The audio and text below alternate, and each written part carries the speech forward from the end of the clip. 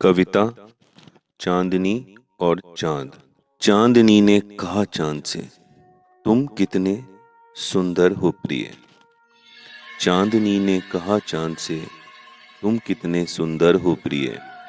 वर्ण तुम्हारा श्वेत दूधिया, मुख दम के ऋषियों की माफिक। वर्ण तुम्हारा श्वेत दूधिया, मुख दम के ऋषियों की माफिक। हर कोई तुमको छूना चाहे, पर कोई भी तुमको छू ना पाए। हर कोई तुमको छूना चाहे, पर कोई भी तुमको छू ना पाए।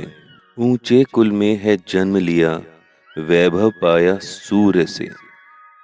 ऊंचे कुल में है जन्म लिया, वैभव पाया सूर्य से। चांद बोला, हे चांदनी, क्यों लजाती हो तुम मुझे। चांद बोला, हे चांदनी, क्यों लजाती हो तुम मुझे। जो कुछ पाया तुमसे पाया, वर्ण पाया तुमसे पाया, वैभव पाया तुमसे पाया। जो कुछ पाया तुमसे पाया, वर्ण पाया तुमसे पाया, वैभव पाया तुमसे पाया। उस पर भी तुम देती यंत्रणा, उस पर भी तुम देती यंत्रणा। चांदनी बोली, देवों के सर स्थान मिला, शिव भोले का वरदान मिला। देवों के सर स्थान मिला, बम भोले का वरदान मिला। ग्रहों में तुमको मान मिला, नक्षत्रों में सम्मान मिला। देवों के सर स्थान मिला, शिव भोले का वरदान मिला। ग्रहों में तुमको मान मिला, नक्षत्रों में सम्मान मिला। चांद बोला, हे प्रिय, देखता हूँ जब तुम्हें ऊपर से मैं तो पाता हूँ। चांद बोला, हे प्रिय, देखता हूँ जब तुम्हें ऊपर से तो पाता हूँ मैं। धरती को वरदान मिला, तेरे आंचल का मान मिला। धरती को वरदान मिला, तेरे आंचल का उसे मान मिला। चांदनी बोली, फिर भी प्रिय, आज मैं हूँ बहुत दुखी इन वर्ण सूत्र धारों से। चांदनी बोली, फिर भी प्रिय, आज मैं हूँ बहुत दुखी इन वर्ण सूत्र धारों से। किसी आंगन में मैं हूँ मुसलमान, किसी आंगन में मैं हूँ सिख। कहीं बनी मैं हरिजन बेटी, कहीं बनी मैं गौड़ ब्राह्मण। कोई कहे मैं बनिया की चांदनी, कोई कहे मैं हूँ ठकुराइन। ए चांद मेरे, तुम कभी न आना, कभी न मुझसे मिलने आना। इस धरती पर कभी न आना, ये तुम्हें भी बांट ले जाएंगे। चांदनी बोली, फिर भी प्रिय, आज मैं हूँ बहुत दुखी इन वर्ण सूत्रधारों से। किसी आंगन में मैं हूँ मुसलमान, किसी आंगन में मैं हूँ सिख। कहीं बनी मैं हरिजन बेटी, कहीं बनी मैं गौड़ ब्राह्मण।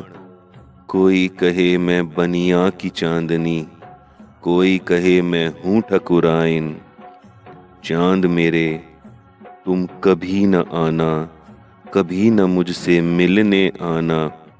इस धरती पर कभी न आना, ये तुम्हें भी बांट ले जाएंगे।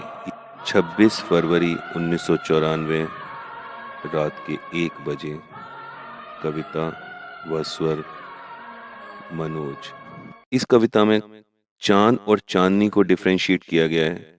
इस कविता में चांद और चांदनी को बताया गया है। वो ही चांद है, उसी की चांदनी है। जब वो चांदनी पड़ती है तो किसी आंगन में, किसी द्वारे में, किसी किसी घर के द्वार पर वो ठाकुर की चांदनी है। कहीं पर वो मुसलमान हो जाती है, कहीं वो सिख हो जाती है, कहीं वो एक ही चांद है। कभी वो ईद का हो जाता है, कभी वो पूर्णिमा का हो जाता है। वही एक चांदनी है। वो समान रूप से इस प्रकृति पर, धरती पर पड़ती है, किंतु किसी आंगन में वो चांदनी मुसलमान हो जाती है, किसी आंगन में वो सिख हो जाती है, कहीं वो हरिजन चांदनी हो जाती है, हरिजन की बेटी हो जाती है, कहीं वो गौड़ ब्राह्मण हो जाती है, कहीं वो बनिया की चांदनी हो जाती है, कहीं ठकुराइन हो जाती है। इसलिए वो चांदनी अपने चांद से कह रही है कि हे चांद, तुम ऊपर ही अच्छे हो, आप धरती पर मत आना। अगर आप यहाँ पर आओगे तो आपको ये सब कष्ट, ये सब बंटवारा देखना ही होगा, भोगना ही होगा, महसूस करना होगा। अर्थात प्रकृति एक है, हम सब एक हैं। हमने इतने उसके अंदर प्रारूप के अंदर प्रारूप, रूप के अंदर रूप, मनुष्य एक ही है।